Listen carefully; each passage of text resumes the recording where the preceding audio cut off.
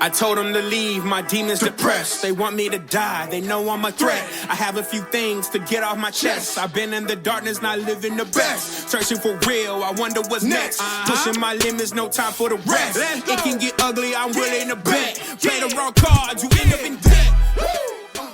Welcome to episode 6 of the Brothers Compass podcast. My name's Arlen. I'm your host. The Brothers Compass podcast exists to help you find your way after service.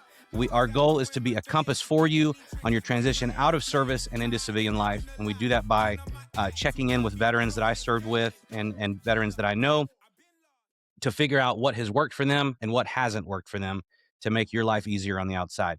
And today I'm joined by Staff Sergeant Travis Rose. He and I served together at the 75th Ranger Regiment, 3rd Ranger Battalion. Travis, thanks for being here, brother. Yeah, thank you, Arlen, for reaching out to me. Yeah, man, I'm excited. I'm excited to have you on, man. It's been a long time. It has been. You and I were pretty close when we were there because we got to Ranger Regiment quickly around the same time, and so I was there. I think just a few months before you, and then you came, and I was like, thank God I'm not the new guy anymore. Yeah, I took the full wrath of Phil Paquette for you. Sure did, and I was happy to let you take it. I was not so happy, but I'm glad it worked out good for you. Yeah, we still shared a little bit in that, for sure. We did, man. I was thinking back last night, like in preparation for this, and I was like, man, I hope Travis doesn't come up with some crazy story about like how I got him smoked, because I know I got you smoked a bunch. I think it was an equal thing the whole time, just because Paquette had a knack for wanting to be larger than life in many different ways for all of us. So he shared the wrath with all of us, that's for sure. Yeah, he did love sharing. He was a very generous man. Generous in that sense, yeah. So man, give me a quick rundown. Like what moment in your life did you decide I'm going to go to the Ranger Regiment? I'm going to join the Army. I want to join Special Operations community. Like, give me that whole process. Yeah. So, my dad had been a recruiter when I was a kid. So he kind of knew what that world looked like, just in general. And school just was never really that hard for me. And so I wanted something that was harder. I wanted something not necessarily harder, but physical was easy, mental was tough. And so the idea of me going to college, I went to a semester and I was like, this is stupid. I'm living in my parents' basement. I'm not doing anything productive, and this is now costing me money. So I went and I took the ASVAB, and I didn't really tell anybody. And my dad's like, with a score like that, you can do anything you want. He's like, just walk in there and tell them what you want to do. And I said, man, I just want to go. I want to get it. I want to get a degree. I want a safe job. I want to be a nurse. I want to go do this stuff because I'll always have a job. I'm never going to have to worry about things. Right. He said, if you want to go be a nurse, you can go do that the rest of your life. Go do something you'll never get to do again. I was like, well, I don't even know what you mean by that. So what? Tell me more. And he said, go tell them you want a SF contract or you want a Ranger contract. So I went to the MEPS, Milwaukee, and they brought us down there, and you walk in the room and the guy offers you the first job that pops up on his computer screen. He says, Yep, you can be a truck driver. And I said, there is no frickin' way I'm going to be a rolling target through Iraq and Afghanistan. Like, no, that's not happening. I said, I'm pretty positive the guy that brought me here today only has to get 1 or 2 of my score. So I either want a Ranger contract or I want a SF contract. And he said, well, that's pretty ballsy of you to say that. Go sit down in the hall. And I'm like, oh man, I'm in trouble now. So I went out there for like 45 minutes and then I come back in and he said, all right, I can get you an SF contract. You leave in April. There's no bonus. He said, or I can get you a Ranger contract. You leave December 5th or January 5th. But we give you an $18,000 bonus when you complete all your training. I said, that's the one. So that one sounds good. That was it. Yeah, it sounds like you and I had some of the same motivators there. Yeah. I didn't know really much else beyond that. I didn't realize that a lot of the guys that had the contracts like that, they were some hard charging dudes, like D1 athletes, wrestlers, track athletes. I mean, I played hockey. I ran cross country in school, but I'm not claiming I was the best man on the team. That's for sure. Um, and then my senior year, I dislocated both my shoulders, and I just Mm, I didn't want to get benched, so I just didn't tell anybody. Um, and so I just kept playing. Well, going through basic training with shoulders that were hurt, that didn't help much of anything. And then we yeah. had to go do pull-ups, and I'm like, "Oh god, this isn't gonna work at all." So, um, that was a real challenge for me. And then I'm seeing all these dudes around me. I'm like, "This guy's way stronger than me." I was like, "There's just no way I'm gonna make this." I'm struggling to get past like 80% on the push-ups. I could run, but beyond that, like the pull-ups I struggled with because my shoulders hurt so bad. Um, I didn't know if I was gonna make it or not. And so this is basic training. You're realizing this? Yeah, this is way back in basic training, and even just the mental toughness then. I mean, I hadn't really my childhood growing up was fine. I mean, I hadn't really experienced any sort of hardship. I didn't have to push through anything. Um, I played sports. My parents encouraged me to play sports, but they never, set a regimen out for me and said, "Hey, you have to do these things." It was just, if you want to, go for it. If you don't want to, well, then, I mean, then you're going to go as far as you want to make it go. So I didn't have any of that where anyone had really pushed me, and because the education side of it, the schooling was never really a hard thing. I didn't really know how to push myself then either. Yeah, yeah. Dude, you're the first one that I've talked to that has said anything like that. That's so similar because I was the same, dude. Like, I had never developed any grit prior to, basic and airborne and RIP and getting to the Yeah. regiment. I didn't play sports. Like I was a church kid, I was just in church my whole life and everything was rosy and peachy, and, like, um, and then I became a musician, which like adds to the softness, And so, um, I I can't so even yeah, tap the beat, so I can't claim that one. but very similarly, man, like going to basic training was a wake up call for sure. Like, oh man, I signed a ranger contract and I already don't like this. Yeah, I mean, mentally, I probably quit, like, every day that I was there. Not quit basic training, that part to me wasn't terribly hard, but I was like, "There's just no way." When I look around this room, there's guys that are way smarter and better than me. Um, Yeah, guys that had already finished their college and then joined the military. Um, or guys that were, accomplished athletes that I was like, I may have been the captain of my hockey team, but that's just because the lightest turd floated to the top. I mean, that I did not feel like I was not the best man on the team. I just wasn't, but I was I I guess maybe the most reasonable senior that was there. So that's just how I ended up with that position. But um, I wasn't a leader then. I didn't have those skills. I didn't know how to push through things. I felt like I got pretty overwhelmed pretty easy at that point. That I was like, "There's just no way I'm going to be able to grind through this." yeah. Yeah. Do you remember how many? So, were you in a platoon full of guys that had ranger contracts? They kind of mixed us up quite a bit. So we had a handful of them. Um, but like Mason Bridges and Dylan Jutras were in a different company. Some of the guys in Mortars were in a different company. So they kind of scattered us. They didn't keep us all together um, Gotcha. in basic training. Okay, I was curious. I was curious, how many of those guys that did have ranger contracts from basic with you, like how many of them made it all the way through?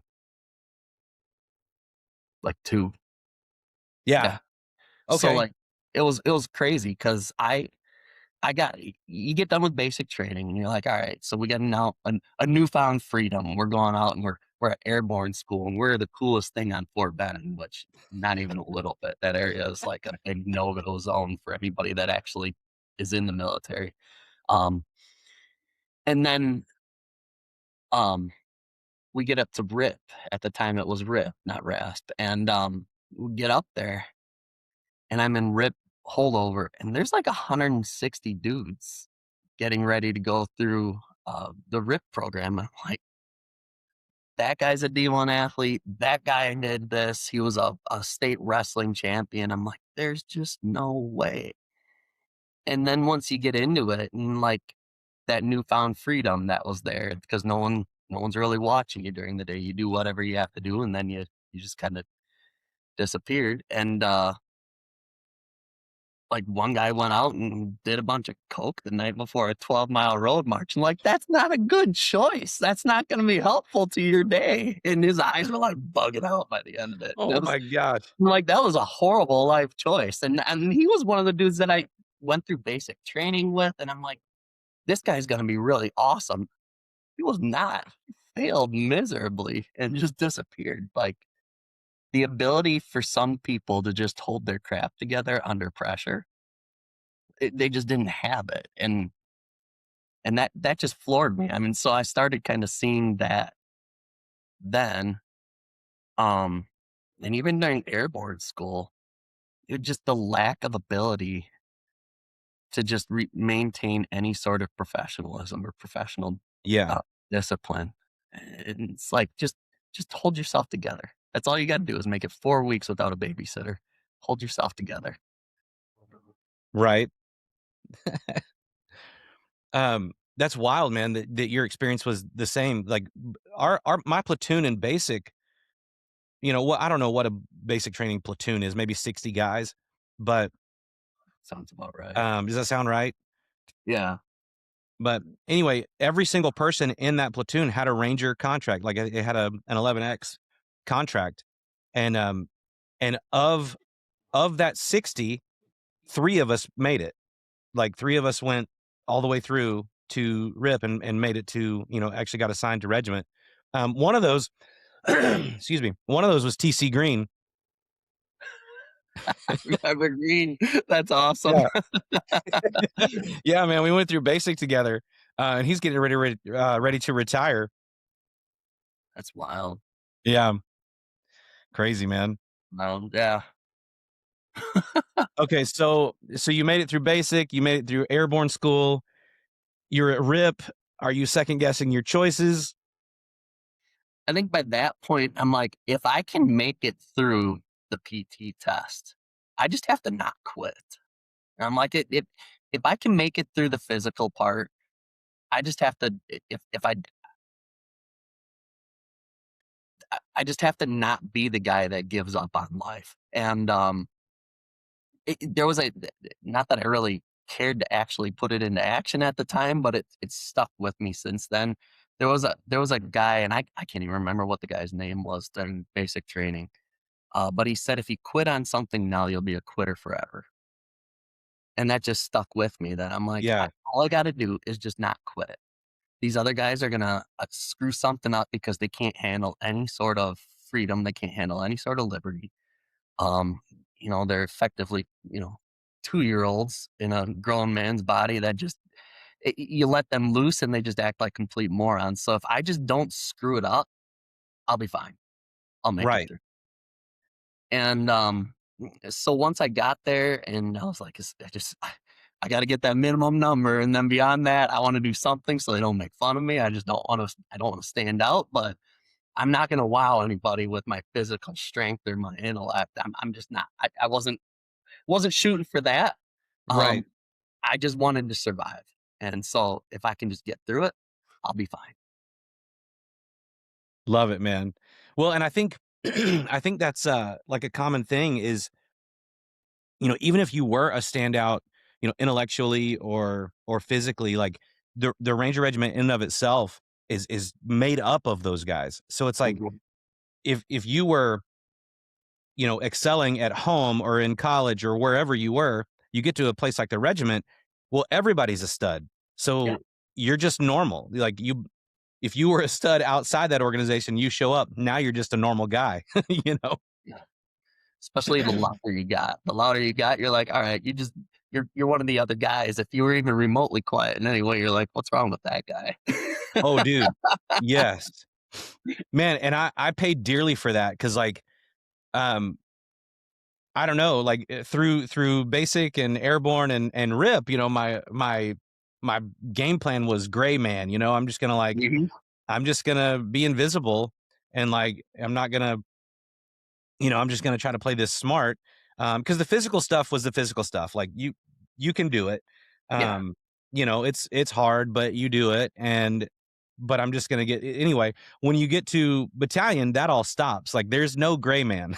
There's and if you're quiet and you don't show personality, like it just makes them hate you more, Oh, And like, 100%. dude, and I paid for that for the first 3 months there, until we deployed. Yeah. So I was grateful when we deployed because that was a game changer for me, like gaining their trust and letting my personality out and all that stuff. So 100%. yeah. 100%. When I got there, so I got done with RIP, would have been September-ish, August. So then I get there and they're like, do you have your bags packed? I'm like, I mean, I literally got here like 2 hours ago, guys. You know that, right? And they're like, all right, so you're gonna pack your bags. And so Deer and Water, um, John Long, Pence, McPhail had just gotten back from Ranger School. So they're brand new specialists, tab specialists, and I'm the brand new private. And I'm like, this just freaking sucks. Cause I'm like, they're all focused on me. And none of Yeah. them knows who I'm going to. I mean, I was assigned to 2 Charlie, so they kind of knew because some of the guys weren't in 2 Charlie, but aside from that, I was assigned to nobody. But you have all these brand new guys coming out of Ranger School, and they're all gonna lead me. And I'm like, oh my gosh, what am I getting into? Um, so I fully packed my go bag in the push up position. So that was fun. They're like, grab this piece of kit and grab this, and I'm like, I don't even know what that is, but yeah, sure, I'll flail around until you stop yelling at me about something. Right. Um, so we got all that packed, and then they're like, we're gonna send you guys off to Missoula to learn how to drive a striker. And I'm like, you mean the Missoula that was in like the news? Like I've been here for like hours, and you guys, do I get to go home at some point and like say goodbye to my family or say? I mean, I've been in training since January. It's now the end of the year. Is there any sort of no? No, you just get your bags packed, and we'll let you know when the plane's ready. And I'm like, sounds great. So I think it was like a week or week and a half later. Then we were flying out. I think we had a bunch of 160 guys because there was a Black Hawk in the middle of the C-17 flying In the there. middle I'm of the C-17. this is pretty interesting. Never been this close to a helicopter like that before. But we get there and they just kind of stick us in a hooch. And then I remember at one point they're bored and these guys are wiped out because they're out of Ranger School. So, you sleep like a zombie at that point. I'm like, Right. wait awake. I am not sleeping at this point. And when they finally did wake up,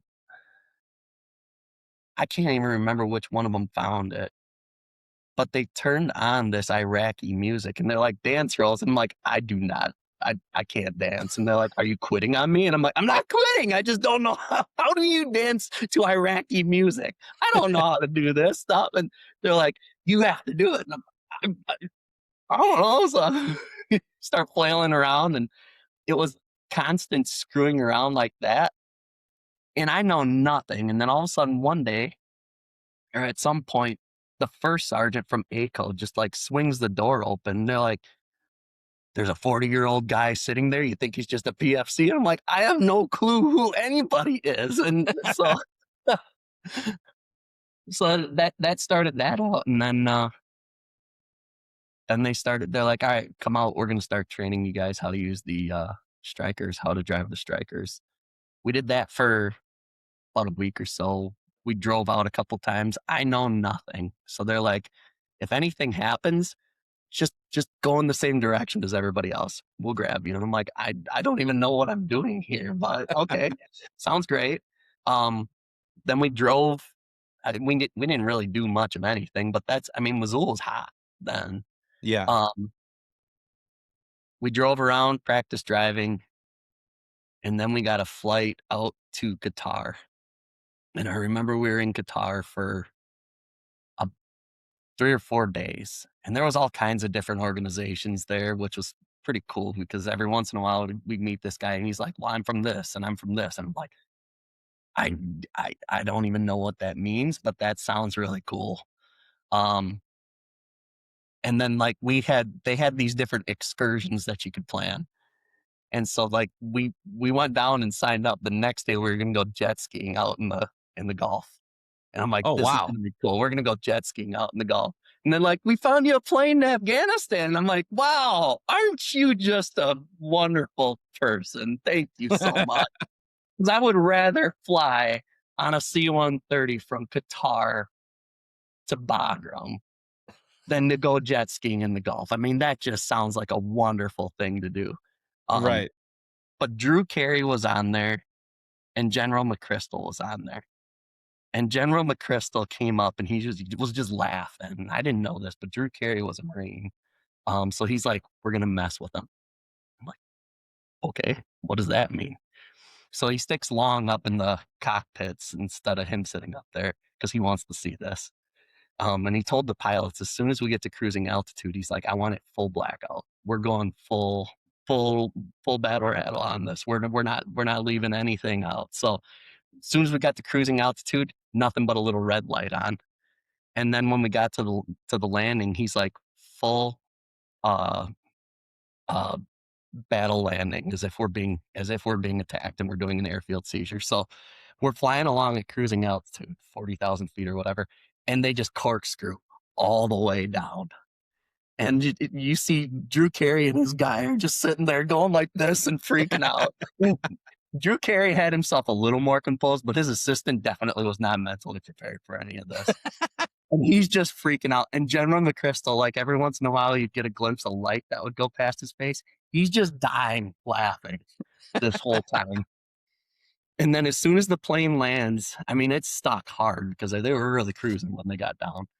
Um, General McChrystal comes back and he's like, as soon as that door drops, I want you to grab your gun and give the loudest war cry you can and run off the back of this plane. I'm like, where am I supposed to go from there? I mean, is there anything I should actually be afraid of? And he's like, no, we're in the middle of a 3 by 5 mile airfield. We're good. I'm like, okay, sounds great. So I yell and run off. And then they're like, are we safe? Are we safe?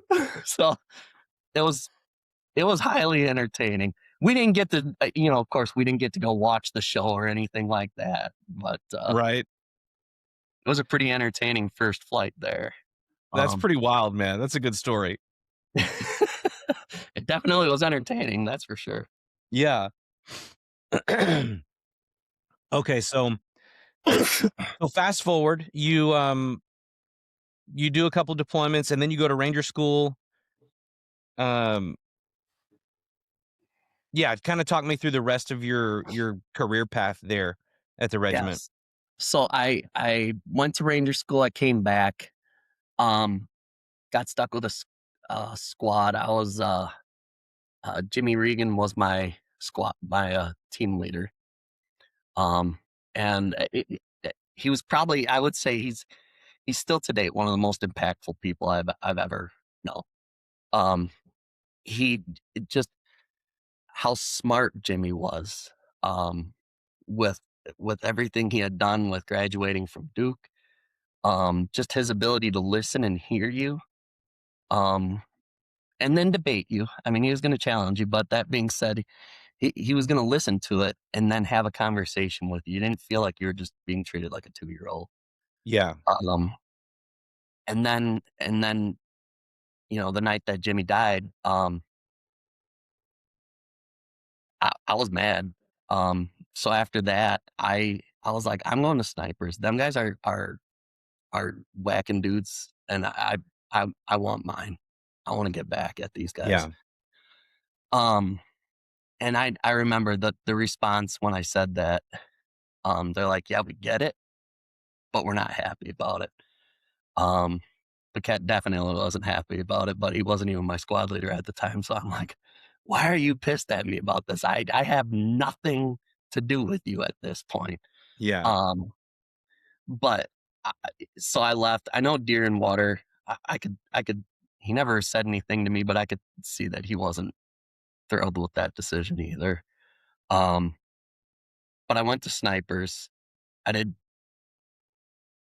I, I think it was 2 more deployments with them. I did 2 deployments with them in Iraq. And then our last deployment, my wife was pregnant with our oldest daughter, and so I got sent back a couple weeks early. And her and I had plenty of time to sit and talk then, because I went into the company and they're like, "What are you doing here? Your wife is having a baby like any minute now, and everybody's gone." I was like, "Yeah, well, I kind of feel like I have to show up to work," and they're like, "No, go home." Like, Nice. sounds good. I can handle that. Um, so her and I are talking. My contract's coming to an end in like 6 months, and I'm like, "So, what do you want to do?" Like, I'm not happy just staying here in Ranger Regiment. If I'm going to do something, I'd rather keep pushing. I'd rather keep moving forward, or I can just be done. But I mean, 2007, 2008 was not looking to be great financially. So um, I was like, I mean, we live in an industrial area. If we go back home, that's not going to be easy either. My only my only skill that I have that's transferable is shooting things a long ways away. That's not exactly helpful to find a civilian job. So Right. what do you think you're going to do? And she's like, well, you're done. I was like, yeah, I got 2 more deployments, and then they bench you for a while. And she's like, no, you're done. I'm like, well, that's a different conversation then. Well, that But at changes the things. time, yeah, at the time I was terrified, because I was like, I'm not going to be able to find a job. So and they were calling back the inactive readiness reserve guys, and so I was like, there's no way I'm going to Ranger School or Sniper School and I'm teaching those schools. I made fun of them guys because they were dodging deployments when I went to them.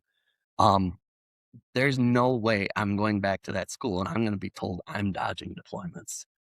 So then I was like, all right, I started looking for things around Wisconsin that I could do. And there's a small reserve and National Guard installation in Toma. And there was a small arms readiness group, and you teach guys how to shoot guns before they go in deployment. That's easy. That's pretty cake. And I give them my parachute pay, but who cares? Um, Right.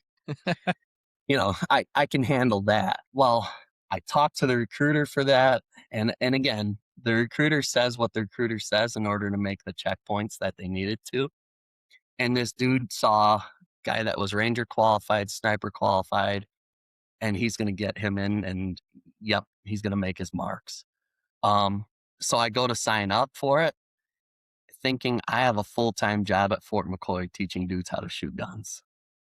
And I'm going to take a $500 a month or whatever it is cut and pay, but I can handle that. It's Wisconsin. It's cheap to live in. Right. Um, and then I get there, and it's like a week before my pay stops. And I called and I'm like, I haven't gotten any orders or anything. So like, when do I report to Fort McCoy and when do I do all that stuff? And the guy's like, you go to drill on the weekend. I'm like, okay. So then I go to that drill and they're going to have all my stuff. And he said, no, that's it. And I was like, are you kidding me? I just bought a house, or I'm buying a house. I'm in the process of buying a house. I've been coasting, not looking, not doing anything, thinking I have this job at Fort McCoy. And you're telling me I just have to show up, and I mean, what do you even make on a drill week? And he's like $300 or something like that. I'm like, dude, that's not 50 grand a year.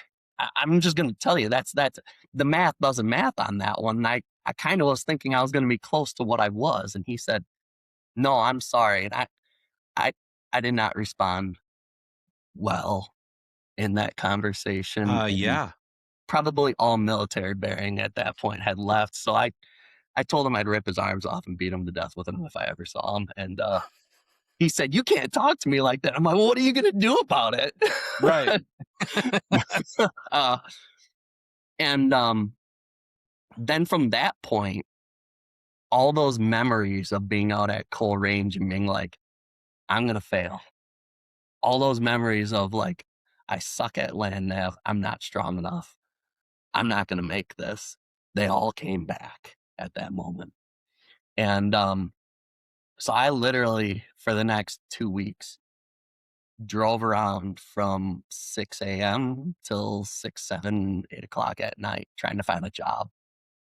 Wow. And I went everywhere. I went down by Fort McCoy. I went to just about every civilian building on that compound to just say, do you have any job openings? I went all around Wausau.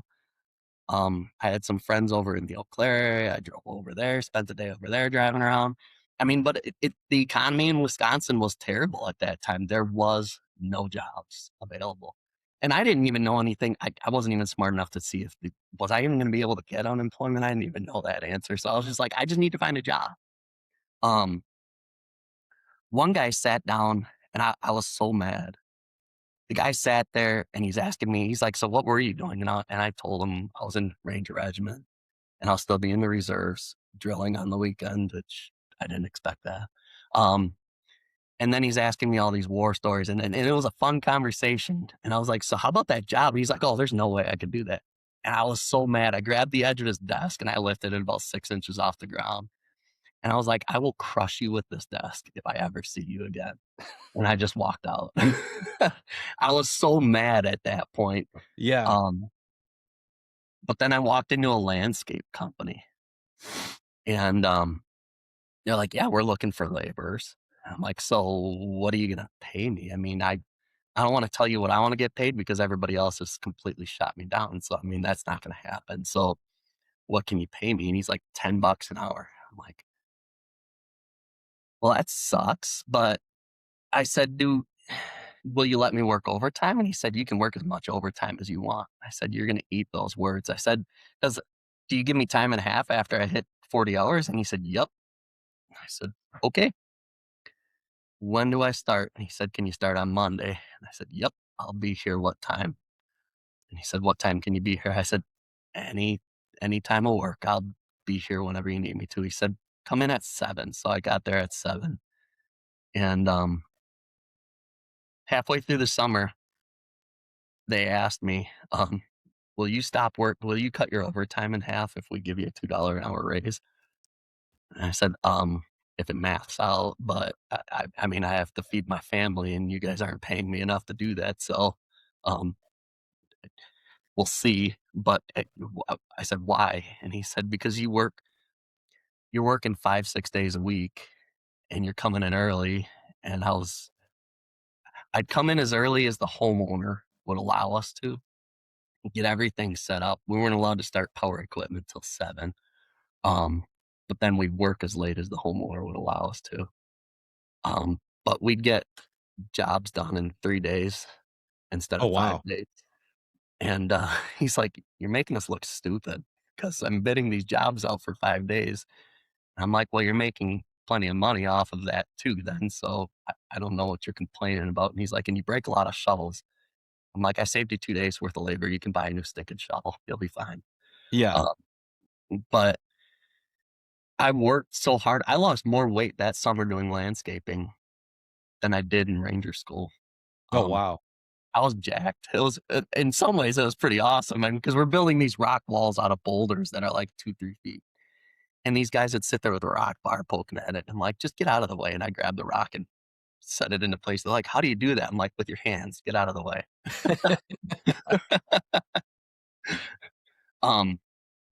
But it was hard. I mean, I remember the first day showing up and doing that. And we went to this house about 20 minutes away from us. and we were just cleaning up the outside because the house had gotten repossessed, and they were going to put it on the market. So they just wanted the landscaping fixed because it was a pretty nice house. Um, and just sitting there thinking, I would have been happy with this job in high school, and I'm a grown man trying to take care of my family. What am I doing? I mean, it was at that point, it was humiliating. Um, Right. and I was so mad. I was so frustrated, but I also didn't know what else to do at that point. So how'd you find your way out of that, man? Like from that moment of realization where like I'm a grown man, I shouldn't be doing this. Like how did you find your way out? So I worked through the summer, um, and I just worked as much as I could. Um, I probably frustrated them at times. I know I frustrated them at times, but at the same time, they were pretty happy with it. Um, the amount of stuff I was getting done. But then winter came, and I mean, it's Wisconsin, so I live in Wisconsin. It it's frozen during the winter. You can't dig holes and fill them back in the winter, so that just doesn't work well. So I worked as long as they would let me, and we were pretty much right up until the 1st of December. So at one point, I was actually using a pickaxe to open the ground, and then I'd stick a plant in the ground and dump water around it. And I'm like, there's no way this is gonna work, but I don't want to tell them that we need to be done. So, Right. so then, but I didn't know what else to do then. I mean, the economy still sucked at that point. Um, and there was no other jobs available. But my grandpa had worked at the post office, and I knew that veterans, especially veterans with any sort of disability rating, got preferential treatment. Um, so I had broke my ankle in Afghanistan, and I knew that wasn't right.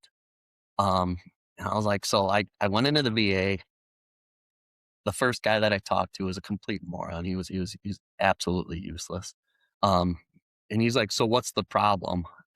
I'm like, "I messed up my ankles when I was in the army." He's like, "Which one?" I'm like, I don't know, both of them."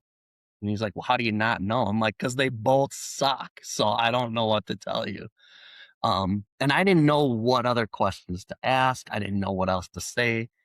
I was stupid and irresponsible when I was getting out, and I didn't listen to any of the stuff that they told you that you should go and do with the VA before I got out. I just wanted them to sign the paper so I could leave. Right. Um, and so I go down. I got a 10% disability rating for tinnitus. And I was like, all right, good enough. Now I can go to the post office. So I Right. go into the post office. I applied there. I applied in December. I didn't actually start working for the post office until March. And I knew there was a long time that you served as a fill-in. Um, so of course, I mean, this seems to be the way my life always ends up going. They stick me on the worst route first. Um, Of course. so there's all the other routes that are cake, and these guys are done by like 2 in the afternoon. And then there's the one that has the boxes that go like halfway out in the aisle, and that's the route. They're like, Travis, we're gonna put you on this one. It's the biggest route that we have. And I'm like, awesome. And the guy that was Great. there, he was in the military in Vietnam, so he was a character, just in himself, but he was hilarious. We got along great. Um, I learned his route and like 5 other routes. And that job was pretty fun. I mean, people generally like the mailman, and I worked on the rural side, so you just jump in you sort mail for a couple hours in the morning, and then you jump in your car, you go for a ride, and then you're done for the day. Yeah. I thought that was kind of a fun thing, and I just wanted to see how fast I could get it done, so every day was like a race. Not good for my car, as I found out, but, definitely was entertaining. And then one day they said, "Hey, we have this opening, but it's in another community, about 45 minutes away. And you'd be on the city side." And I'm like, "Well, I don't really know what that means." And they said, "Well, you work 5 to 6 days a week and it pays the same rate." I'm like, "That'll work." Because, right, at this point, I'm working 2, maybe 3 days a week on the rural side, delivering mail. And then on the off days, I'm still going back to the landscape company, but because I'm not there every day, they're not putting me in a leadership role. So I'm not getting any of the pay raises that would have come along with that. Um, and so I kind of knew that was coming to an end. Unless you're the dude that owns the landscape company, I knew I wasn't going to make the money that I wanted to be able to make to take care of my family. Um, so then I got the city job, working in Antigo, Wisconsin as a fill-in city carrier. And that worked out. I worked 6 days a week. The post office, it's the union does a pretty good job of protecting those who probably don't deserve to be protected. And so I got yelled at by the union steward. She said, if you walk too fast, you're finishing the route too early. I'm like, well, there's no mail. I mean, if there's no mail, what do you want me to do? And she said, well, those scan points that you have on your route say the time that you're supposed to be there. So just make sure you get there at that time. I'm like, well, I literally can't walk any slower than I am. And then I'd have to just sit in my truck. Are you telling me to just sit in my truck? And she said, well, yeah. I said, that's stealing from somebody. I mean, it's not my money, but stealing from somebody. I said, I'm just going to tell you now, if you ever tell me to do that again, I will run the entire route. And then the next day I come in, she's like, Travis came back early again. And I said, do you remember my conversation I had with you? And she said, yeah. I said, all right. So I literally ran the entire route. I mean, it No wasn't like way. an all-out run, but it was a jog. Yeah. And I got done with a route that was supposed to be done like 3 in the afternoon. It's like 11:30 in the morning. so, so I come back into the post office, and the postmaster, his eyes are like this. He's like, what are you doing here? Did you get in an accident or something? And I said, no, I'm done. He said, you can't quit in the middle of the day. I'm like, John, I'm not quitting. I'm just done with my route. He said, well, and he's kind of frantic, and he's pacing back and forth. He's like, I don't even know what to do. He's like, Travis, I can't send you home. You don't have enough hours put in. I'm like, well, here's my time card. I mean, you can scan it whenever you want.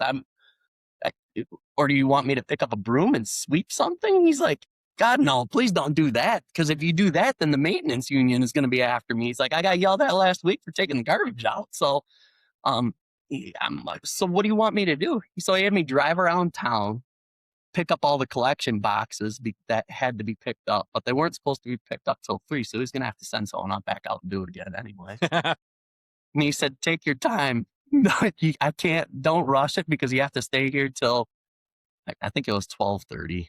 He's like, you need to make this last an hour, because I'm not allowed to send you home before then. But the union steward never made a comment to me about that after that. So, I mean, it was easy for them to say. They work 5 days a week, and they got all this vacation. I had 5 vacation days a year. Yeah. So, and I worked 6 days a week. So it was a fine job. I worked from 7 till like 2:33 in the afternoon every day. So it wasn't Nice. a hard job. And you go for a walk. I mean, I got to go for a 2-3 hour walk every day, drive around, listen to the radio. It wasn't a bad deal at all. But I worked Right. 6 days a week. And so I was just, as soon as I could get done, I just wanted to be done so I could go home and do my thing. This whole time I was doing that. I was doing landscaping. We had a ton of foreclosed on homes in our area. So I started a side business. And I didn't do much with it, but I started a side business cleaning houses that had gotten foreclosed on, because just about 0 people who get their house foreclosed on leave it neat and clean and tidy. So they just leave crap everywhere. Right. And I was like, well, I'll clean that up. You just give me $800 and I'll clean that up for you. And I'll do light painting and stuff, but I'm not painting the whole sticking house. That's a different thing. So I got a handful of those types of things. And that kind of gave me a little bit of taste on having my own business. And then I had a guy, we bought a house. It was a terrible house. When we bought it, there was a squirrel in the toilet that had died, and like the skeleton was there. Um, but it was $40,000, and that's what we could afford. Yeah. I had my $300 a month mortgage payment and no other debt. And I was like, we can make this work. I don't have to live in my in-laws basement anymore. We can make this work. And it was a humbling experience. Um, Sarah was almost done with her bachelor's degree, but to be a social worker. So at that point, her going to get a job probably was going to eat up at least half of her paycheck just in daycare for Braylon at that point. Right. Um, and I had the GI Bill, so I was like, well, I can go. I gotta use this. I mean, it's not free money, but it's money I have access to, so I can use this money. And the reserves paid for my college, so the GI Bill just supplemented our income. So Nice. that helped make it work. Um, and then in the winter when I was laid off and the only job I had, I did remodeled the house. And in the summer when I was working wide open, I did landscaping. I'd pick up side jobs. I'd do all that.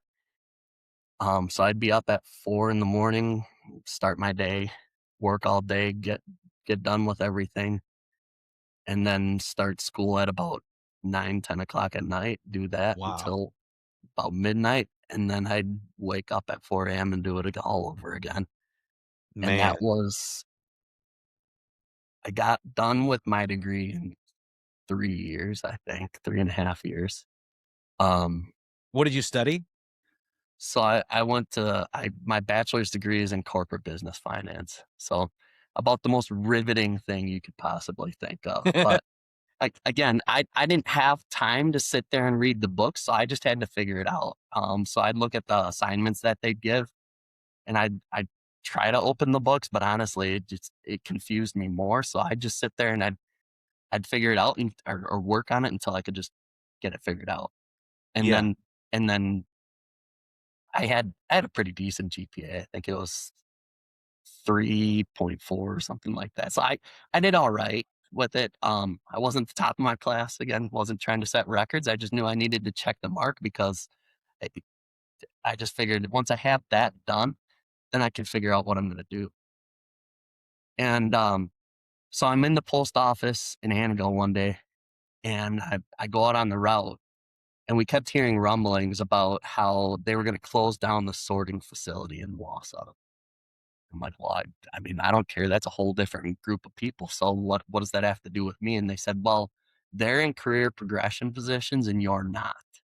And so because you're in a fill-in position, those people that would lose their career positions would come back and they would take your seat. Oh, wow. I'm like, well, I'm already doing the job. How do I have any merit or any bearing to get fired? And they're like, well, we're not going to fire you. We're just going to have you float around all the post offices in the Northwoods. And I'm like, I know all the routes in Anago. I know 5 rural routes in Wausau. How much more do you guys want me to do? I mean, you don't have other people that are willing to put up with this garbage the way that I am. And I'm doing the job. I'm saving you a boatload of money every day, getting done 2 to 3 hours early. And now you're gonna send me out? And he said, I can't do anything about it. That's just the way it works. You're the low man on the totem pole. It's just the way it works. So there was a gal on my route, Jean Greening, and she was a financial advisor. And I in my mind, because my family, we didn't have a lot growing up. We did fine, but we were not wealthy by any stretch of the imagination. So we had never had a financial advisor. So in my mind, rich people do that, and rich people need that. And I'm not rich, and we don't need that. So I don't know why or how this is ever going to fit, but she's on my route, and I'm going to school for finance, so can't hurt to ask. Yeah. And she said, well, you got to do an internship. And I said, well, how do I do that? I work 6 days a week. She said, I don't know. Figure it out. I'm like, all right. I'm not going to let someone tell me that and Right. then figure it out. So I went back to the postmaster. I said, John, either you let me do an internship 2 days a week or I'm going to quit. And he's like, oh, I knew this was coming. I was like, what? And he said, you aren't going to stay here anyways. I said, I would have stayed here if you would have given me one of those career jobs. And then he's like, no, you weren't. he's like, you guys like you are not going to sit still long enough. This job, it's the same thing every day. And he was right. I knew what side of the sidewalk to walk on. I know I never will understand this. People in some people will tie their dogs up in the front yard and not pick up their crap. And I don't understand it for the life of me. I mean, wouldn't you have some pride in yourself? But they don't. And so I'd step in their dog crap in their front yard, and I knew which yards I could walk through the front yard on, and which ones I had to walk all the way out to the sidewalk and all the way around because there was going to be dog crap there. Um, but you get to learn all that is just repetitive every single day. Nothing changes. You're generally going to do the same thing, and it just is what it is until you get to the end of your career. Yeah.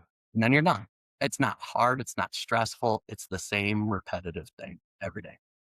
And he's like, you're not going to do that. There's just no way you're going to do that, Travis. Um, so then I started doing an internship with Gene, and I had no clue what was next. And she said, well, so I did it for maybe a month or so. I'm like, Gene, I'm kind of an all-in kind of person. So either I do this or what's next? And she said, I don't know. Let me make a few phone calls and I'll let you know next week when we come back. So I came back and she said, well, I got this meeting for you down in Appleton. I had no clue that that was an interview, but she said, I have this meeting for you down in Appleton. And so I went down and she said, you should wear a suit. And I said, well, I got a suit. I can do that. So I go down there and they interviewed me for 3.5 hours. Oh, So one wow. guy walks in, he interviewed me, asked me about my family, how, it's just kind of saying, are you going to be smart enough to actually pass the test? There's some pretty significant tests for licensing stuff. Um, how far, I didn't even actually finish my bachelor's degree at that point. So I was still in college. Um, and so I finished my bachelor's degree. Um, and I did, I'm sorry, No, you're good, man. going through the interview. I mean, 3.5 hours is long stinking time. Um, and the gal that was our like regional partner, so she was over all of Wisconsin and Upper Peninsula. She said, well, our next meeting will be the job offer. I'm like, oh, I guess I didn't suck that bad at this. So, um, and I had no clue what that meant. But I knew there was an opportunity to make it what I needed it to be or make it what I wanted it to be. I just had to pass these tests again. So again, the mindset of just don't quit. Just make it through this. And I like these tests are no joke. I actually had to study. I had to open the books and read them and study. And I Right. told Sarah, I'm like, this is like a fat kid running a marathon. I don't know how to do this. I have never had to study. So I woke up at 5 a.m. I worked at the post office for 3 more months because that's what John asked me to do to make sure that he had a fill in. Um, and then after that, um, I just studied for 3 months straight. So Yeah. I'd wake up at 5 a.m. Um, I'd start at the house, and then when Sarah and Braylon woke up, um, she was she was pregnant at this point with our second daughter. Um, I'd go to the library. I'd start on like the third story of the library, study there until I lost focus, and then I'd go downstairs to the basement, and then I'd move. I probably moved 5 times in a day just to keep focus because I just couldn't sit still like that. Um, but I'd study from like 5 in the morning till like 10 o'clock at night, getting these exams done. Um, and then in May, I started, and I remember it. So I was in my last like computer class that I had to do to get all the certifications and all the stuff that I needed in order to actually start my job. And Sarah calls me and she's like, my water broke.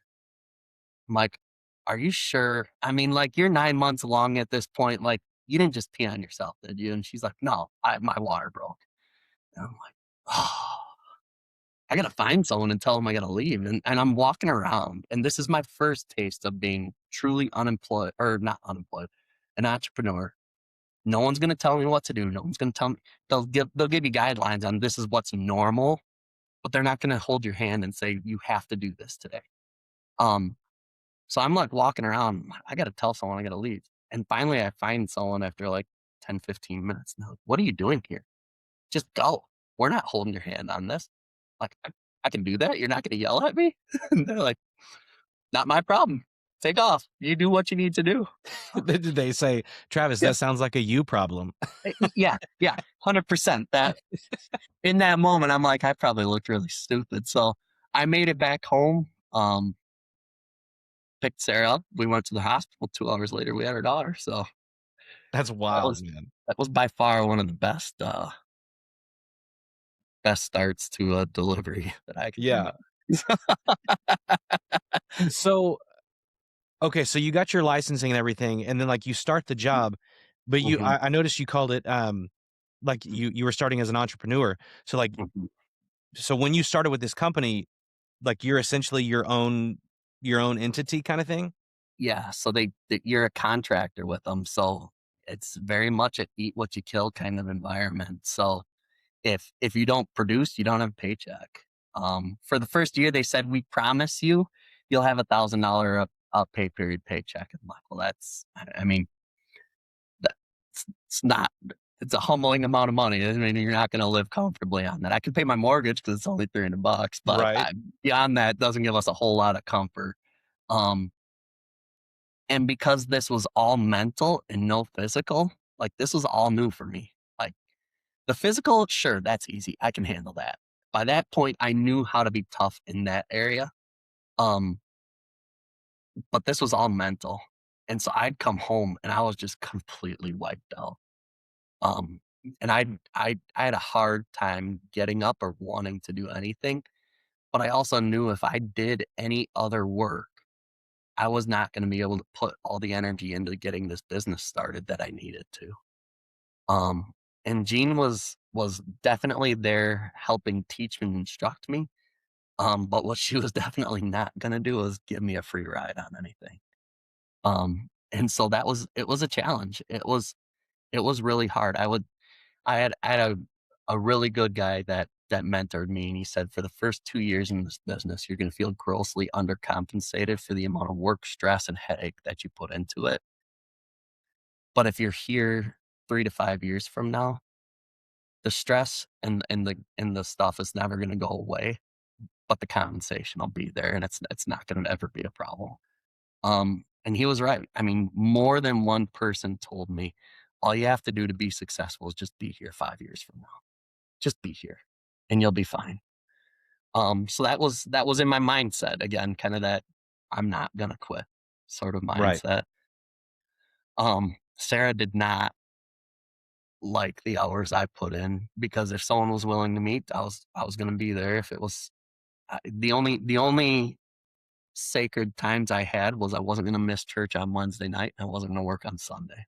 Yeah. But aside from that, there was a lot of Saturdays I had meetings. I very rarely was home in the evening, because that's when a lot of younger families are done with work and they're not gonna take off work. So I would meet with them in the evening.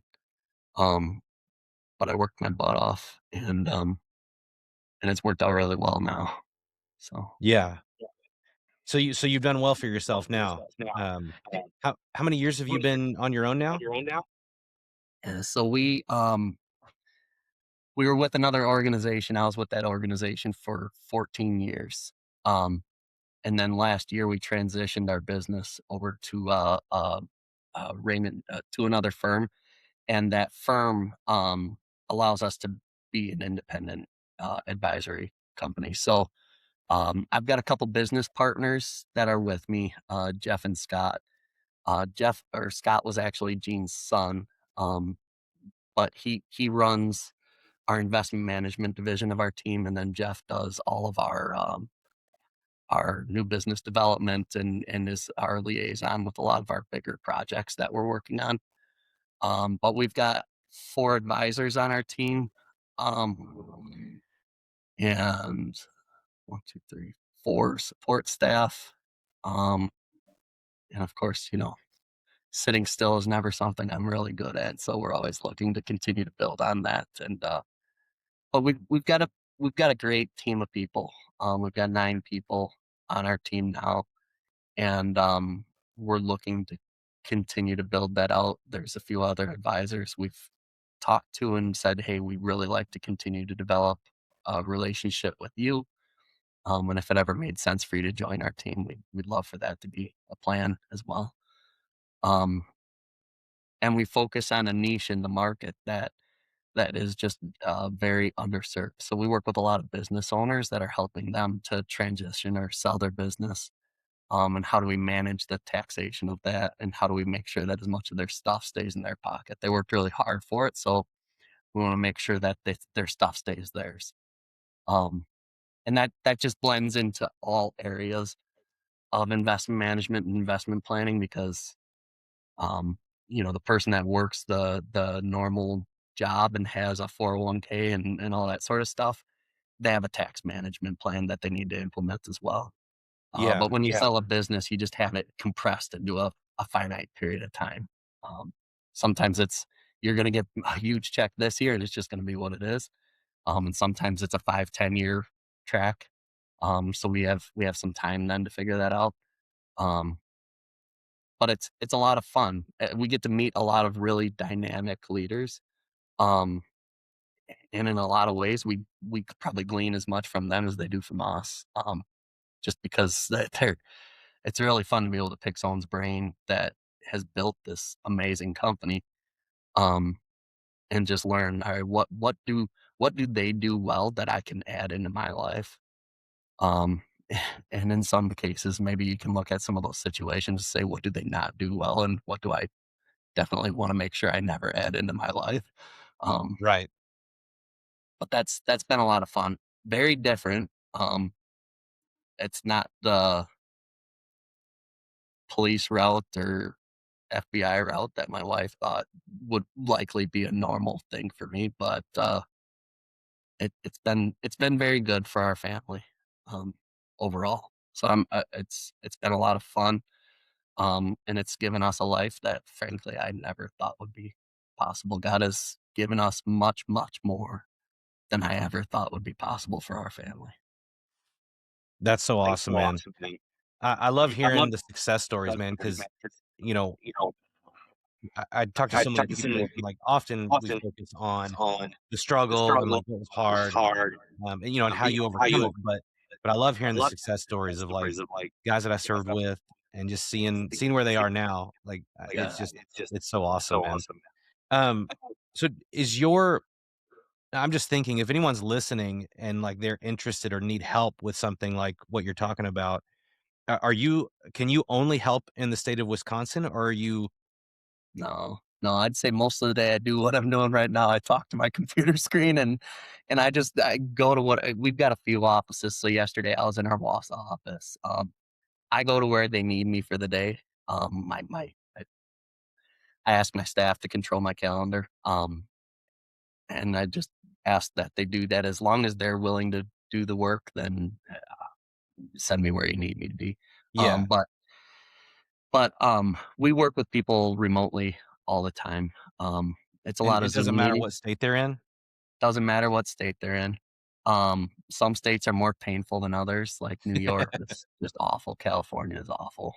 They require all kinds of stupid stuff. But that being said, we can work with people anywhere. Um, and when we need to, we go out to them. It's always fun to be able to see people in their environment and be able to see them interact uh, Yeah. with Well, their. do you wanna throw your like, how could they contact you if you want to do that? Like, if they're interested and they wanna work with you, how would they Yeah, contact you? yeah. So our office number is 715-623-5279. Um, the gals control my calendar, so they will make sure that I find a place for that. But if there's questions that people just want to ask, just make sure to tell them to set up a time that I can talk to you. Um, and then my email address is just my name, Travis.Rose Pinnacle, PINNACLEWMG.com. That's the best we could do. Trying to find a domain name. It So was that's the awful, name of your but company though, is Pinnacle? yeah, yeah, Pinnacle, like the peak. So Pinnacle WMG, like Wealth Management Group, .com. Okay. And but yeah, we love sitting down and meeting with people, just talking to them, hearing their stories. It's fun. I mean, you get to do it through a podcast setting. I get to do it through a business setting, and Right. just to be able to see and hear someone come alive when they tell the story of what they had to suffer through to build their business Yeah. is pretty incredible. And to see what people have accomplished within that, um, there's a lot to connect with, and there's a lot that it just makes you a better person as a Yeah. whole. I think that's beautiful, man, because I think too often we get focused on this idea that, you know, happiness or joy or whatever is some destination. And it's like, Yeah, when I achieve this, I'll be happy. When I achieve this, then I can let joy, be part of my life. But it's like, no, man, it's the journey. It's the struggle. It's the valley. It's the hard climb up the mountain. Um, yeah, I heard something just last week that said there's no books about the view from Everest. Like, yeah. no one cares what the view is, they care about the journey, you know? Cool. It's really So cool. cool. I stayed up there for Yeah, 3 seconds. Okay, yeah, now yeah. down we go. So, I No, love that though. It's just so true that, like, look at man, look at how far you've come from, uh, PFC rows, that I remember yeah. so fresh in my mind to today. The journey is incredible, man. It is incredible, and there's I I I have to imagine I'm not the only one that struggles with this, but there's a certain amount of every day you just wake up and you feel, and that fear of failure probably drives a lot of people, and I struggle with that, and so I wake up and I'm like, I I have to convince myself every day I'm not gonna fail. It's gonna be fine. Don't lose your crap. Don't freak out. But um, it's there. It's every day. And in some ways, you can let that be a haunting thing that drives you to a dark place. But I've always just found that. I mean, I, I don't know how people would navigate leaving military service, leaving an elite unit, and going into life and starting over, without their faith. I don't I could not have done it. So Yeah, that's always been a big piece. Um, but the other part is just getting up every day and doing. Um, I truly feel, and I've talked to a lot of pastors about this. I've talked to a lot of leaders about this, that I I do feel that my job is my calling. But then at the same time, even if I didn't, God will honor just action yeah, and just moving forward. Um, I really struggle, um, when I hear people say, "Well, I just haven't had the opportunity." Well, your opportunity's been sitting there, probably right underneath your keister, and you're not willing to get off of it and do anything about it. right. And so just get up and do something. Um, and it's hard. It's hard when we see guys from Ranger Regiment that are struggling. It's like, you fought through all that stuff. I mean, you started RIP with 150 dudes or 160 dudes, and you were one of the 10% that got selected, and then you quit. And I've always struggled with that. Yeah, And I know everybody's got their demons. I know they everybody's got that uh, pain that's there, but they've all also been in a place where they fought through it. And if you're just willing to put the effort into it, I mean, just the stuff that the guys from Ranger Regiment, from special operations in general, have had to fight through, they can beat anything. Um, Over and over again, we saw the impossible things being done because a group of guys came together and just worked through it and figured it out. yeah, And that's all we got to do. You just have to wake up I don't know how I'm going to do it, but God's going to make a way. I'm going to think about it. I got to do my part. God's not going to do everything for me. But the door is open. Just figure out how to get through it. Right. Just move. Just Yeah. take Do something. action. Yeah. I there's so many like little one-liners that replay through my mind. One of them is like the worst decision is indecision, so it's Hmm. like you can't sit there and do nothing. You got to just make a choice and go with it, and you'll find out real quick if it was the right or wrong one. Yeah. Um, and then um, I forgot the other one. The other one just slipped out of my mind. But but it's the same principle, that action is paramount. You have to take action and you have to be moving forward. Um, or stagnate or Yeah. die, like you have to be constantly learning, constantly improving your fighting position, like constantly Yeah. improving yourself.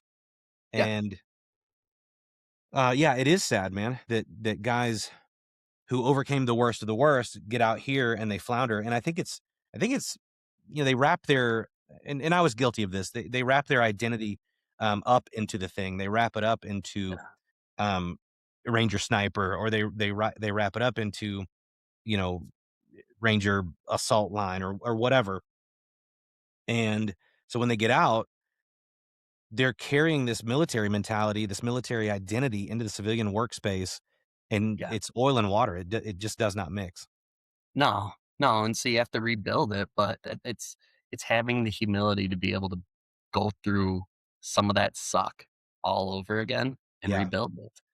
Um, my first team leader when I got to regiment, there was times where I'm not sure that I'd say that there was always gems of wisdom, but this was one that he gave me when I first started. Is he said, it, "Don't don't freak out about the things that you can't control. Just do the stuff that you're supposed to do. You're trained, you know what you're doing. Um, just do your job. And if everybody just does their job, all the stuff around you will figure itself out. There's nothing you can do about it anyways."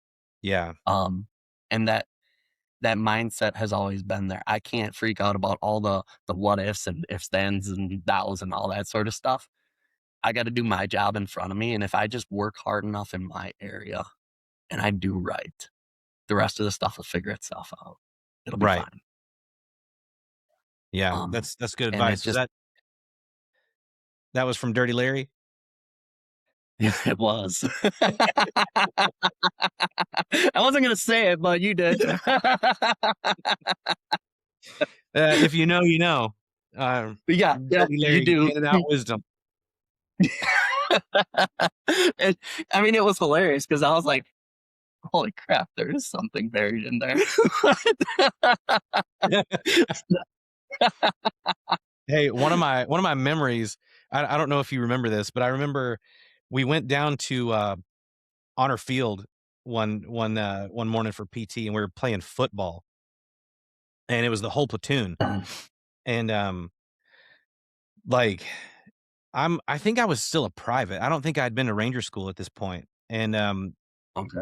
anyway, I was we were just running back and forth, playing football or whatever, but old Dirty Larry got the ball at one point, and, like, the way I was running, I was, like, right next to him, and I grabbed him, and I just had good momentum, I guess, and I spun him and, like, threw him far. And I remember Oh, you were right man, you next to me, and you broke go, up. I didn't "Holy hear, crap, like, any Landers." of that. All I heard was you were running, and then it broke up after Oh, that. it broke up? Can you hear me now? Yeah. Yeah, I can hear you now. Okay. No, I was just saying, like, I was running and I grabbed Milner and, like, spun him around and, like, threw him. And you were like, "Holy crap, Landers." And then I was like, as soon as you said that, I was like, "Oh, man, I'm probably gonna get smoked because I just tossed the team leader." Is this gonna be back? Yeah, but they just kept playing, and I was glad. Oh, I just that first deployment was hilarious because, like, I'm not sure exactly who made the ransom note, but I'm pretty sure I know. But we had gone out on a mission, came back, and someone had cut out like a ransom note kind of thing and stuck it on Milner's bed and said, it was along the lines of like, "You're a disgusting individual. Go take a shower. Everybody in can't stand you because you smell like ass." And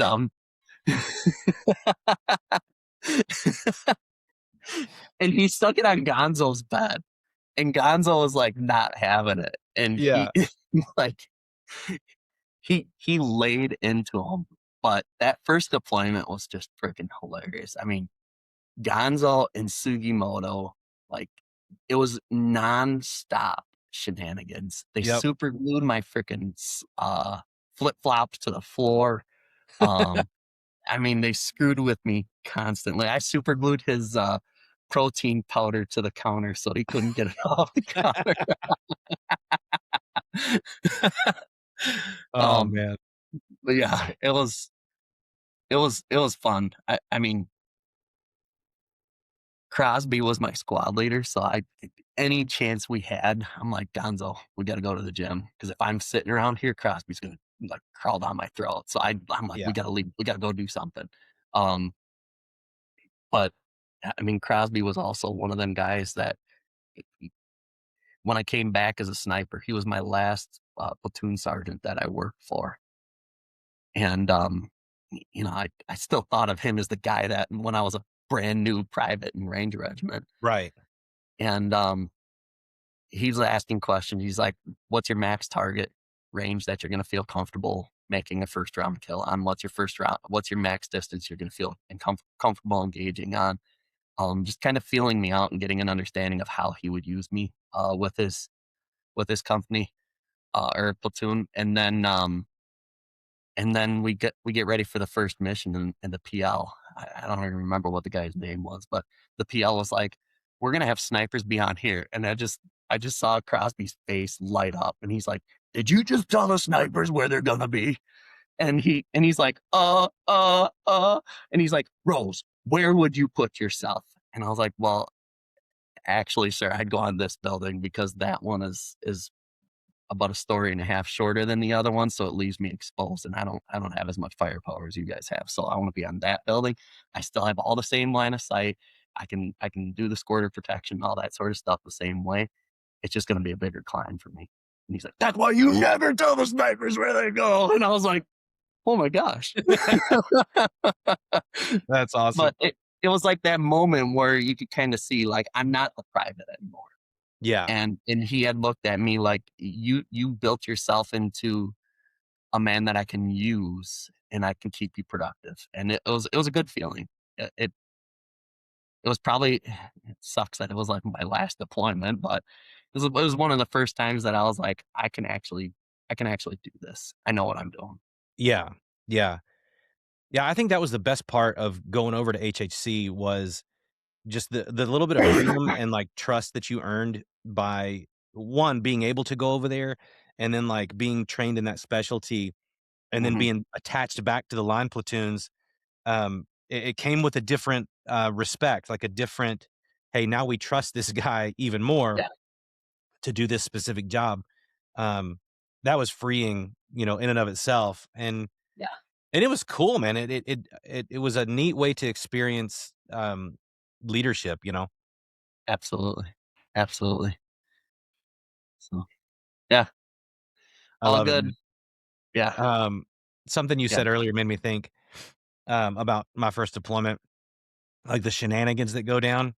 Um, so like my first one, remember we were living at the MSS. Um, like that was my first one. We're at the MSS in Yeah. Baghdad, like living in house number 2. And we get redeployed to Balad to stand up a direct action force out of Balad. Yeah. And so we're like living in those hut things. And anyway, for whatever reason, at the chow hall in Balad, like they always had those Otis Spunkmeyer muffins in those like individually packaged. Well, those were Deernwater's weakness, man. Like as disciplined and as an animal as that guy is, dude, Otis Spunkmeyer muffins were his weakness. And so he would like fight with himself every day to not put one in his pocket when we were leaving the chow hall. So we know this, like we're privates, we're like, we notice. So one day we steal a whole a whole crate of Otis Spunkmeyer muffins. They come in those little cardboard trays and like they're cellophaned over the top. Yeah, We cover his entire bed in Otis Spunkmeyer muffins. that is awesome. Yeah, and so like he's at the gym, like, you know, working out, and like we fill his bed with muffins, and he comes in, and we think he's gonna laugh immediately. Like we just think he's gonna think it's so funny, you know. Oh, you Yeah. you whoas are so funny, you know. Yeah. Did There was not no think laugh? it was funny.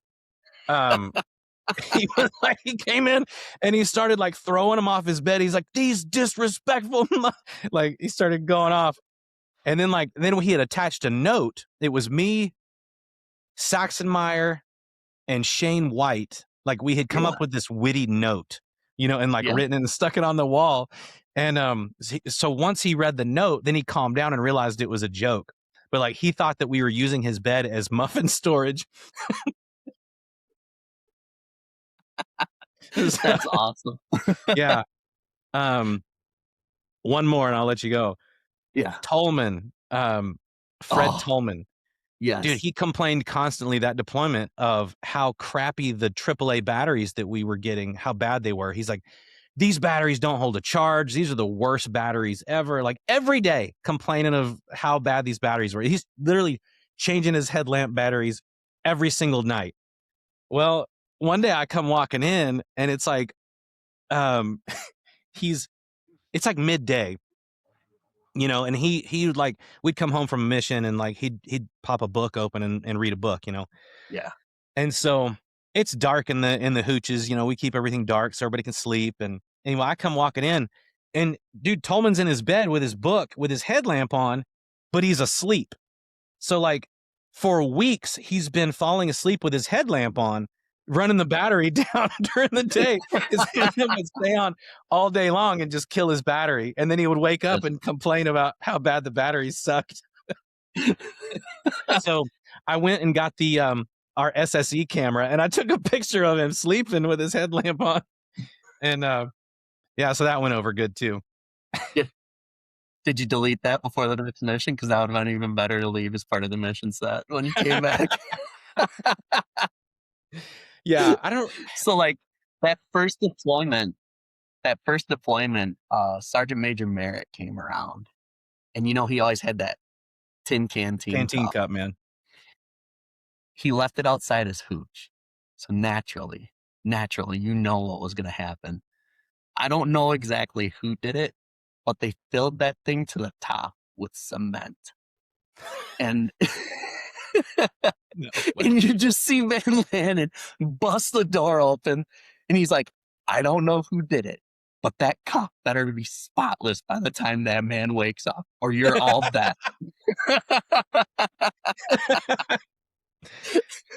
That's wild.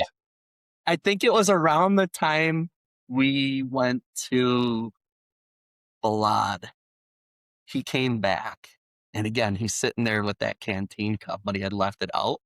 Someone drew on the bottom of it with a pink paint marker, I love cock. Do you remember that? No, I don't. I do not remember. Oh my God. So we're sitting there, you know, all Bob's eating breakfast with him. All the squad leaders are eating breakfast with him. And he tips back and drinks that. And all they see is I love cock painted on the bottom of his canteen cup. And they came back and they're like, you need to get that off the bottom of his cup before he knows what happens. I don't care how you distract him, but that better disappear. Somehow, do we know who did he it? either never said anything about it or he never found out. But one of the two, it was awesome. And then one more. He came into HHC one day, and you know, he had that pool table that was sitting out in the middle of the common area. And he left his beret sitting on there. And I'm like, oh, I mean, I knew it in my head as soon as I saw it there. And I'm like, that's not going to go well. More privates are going to grab that. I must like not even like 10 minutes later turned around and it was gone. Oh no. And then I'm like, oh, this isn't going to go well at all. Like there's nothing good that can come from this.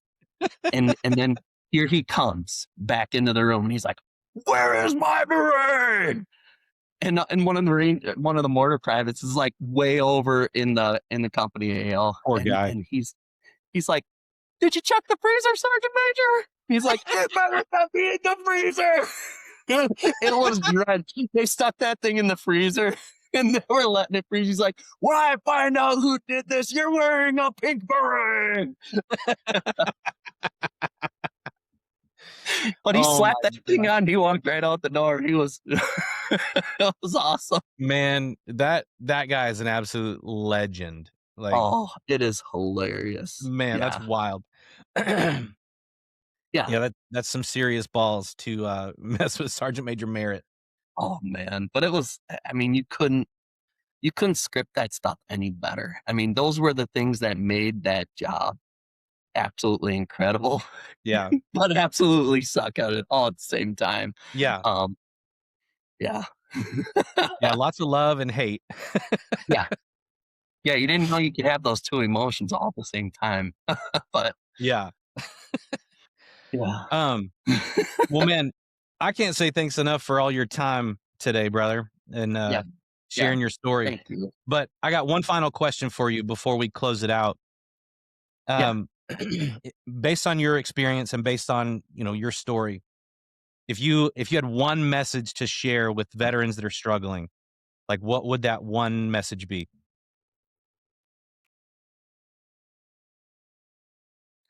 I think it goes back to, again, kind of what I said before. Like, you worked through absolutely all the stuff you worked through to get to Ranger Regiment. You worked, for guys that aren't even in special operations, you worked through probably what will end up being the hardest thing physically and mentally that you've done in your life. For a lot of people, that would be the hardest thing you've ever worked through. And all you got to do is just keep going. Just don't stop. If you stop, then yeah, all the stuff comes back and you can go to a dark place. But if you just keep driving forward, you'll be fine. And you'll figure out how to get to a place where you can look back on it. And it's something I'm not good at. But when you pause to reflect on it and you see when you've driven through all that stuff, you can see, like, there's no way I should have been able to do that. I'm not smart enough. I didn't go to Duke like Jimmy did. I don't have a fancy degree. I don't have anything. I didn't come from a family that gave me this huge step up in life or anything like that. But I worked hard and got open doors. And that's all that I can give credit to, is I did my part, but got open doors. Love that, man. I think that's such solid Yeah. advice. Just keep moving. Yeah. Yeah. Thank you. Thank you. I appreciate you reaching out to me. I mean, the work that you're doing is absolutely incredible. I've always loved you and your family, even if I suck at staying in touch with you guys. But always loved and had a tremendous amount of respect for what you and Taylor and your family have built. So you guys are doing Thank you, great. man. That means the world to me. I really appreciate it, brother. Yeah. All right. Thank Well, you. and with that concludes episode 6. I appreciate you tuning in. And Travis, thanks again for being here with us, man. Yeah. Thank you. Baby, I'm free. Hey, yeah. We the bill in the backwoods.